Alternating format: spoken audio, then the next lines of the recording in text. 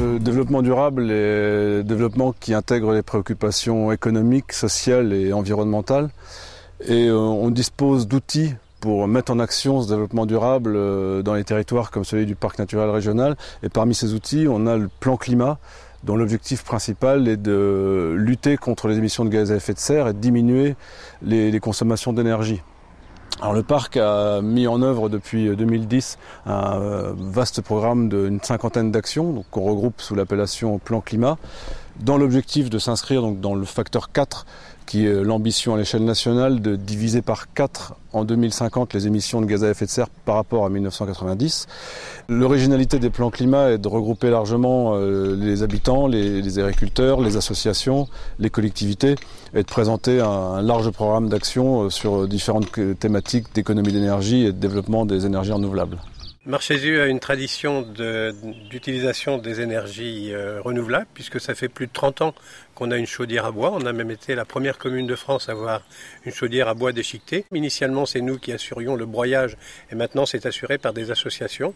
Au fil des années, on a amélioré le système puisqu'on vient d'allonger le réseau de plus de 500 mètres pour chauffer avec le bois déchiqueté le centre de loisirs et la bibliothèque médiathèque, et ça doit représenter à peu près une économie de 50% par rapport aux énergies fossiles si on utilisait du fioul ou du gaz. J'interviens dans le dispositif Enerter. Le dispositif Enerter, on accompagne les familles à faire eux-mêmes des travaux dans leur habitation pour gagner du confort, mais surtout sortir de la précarité énergétique, c'est-à-dire limiter leur facture d'énergie en faisant eux-mêmes des travaux avec des matériaux naturels et de proximité. Nous sommes labellisés Village étoilé. Depuis 4 ans, nous avons engagé des économies d'énergie sur l'éclairage public.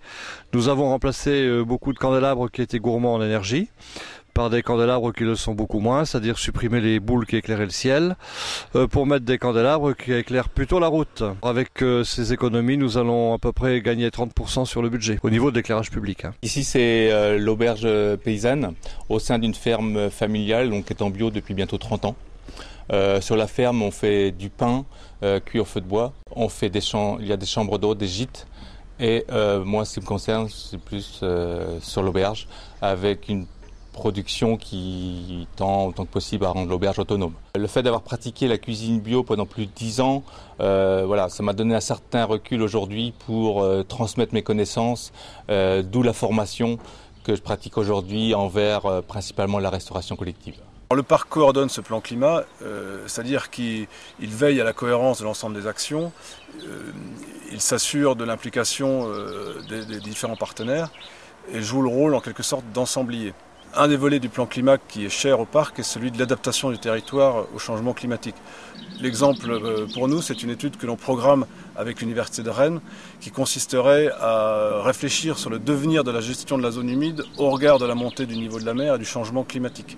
C'est assez difficile de faire passer tous ces messages-là à la fois, parce qu'il y en a énormément. Moi, j'ai constaté depuis quelque temps que ces actions, elles sont assez obscures, modestes, elles pourraient apparaître. Et puis quand on voit l'efficacité, par moment, c'est énorme. Finalement, le plan climat, qui était conçu comme un outil de lutte contre les émissions de gaz à effet de serre, se révèle être un moteur de développement local, intégrant ses vocations environnementales, économiques et sociales.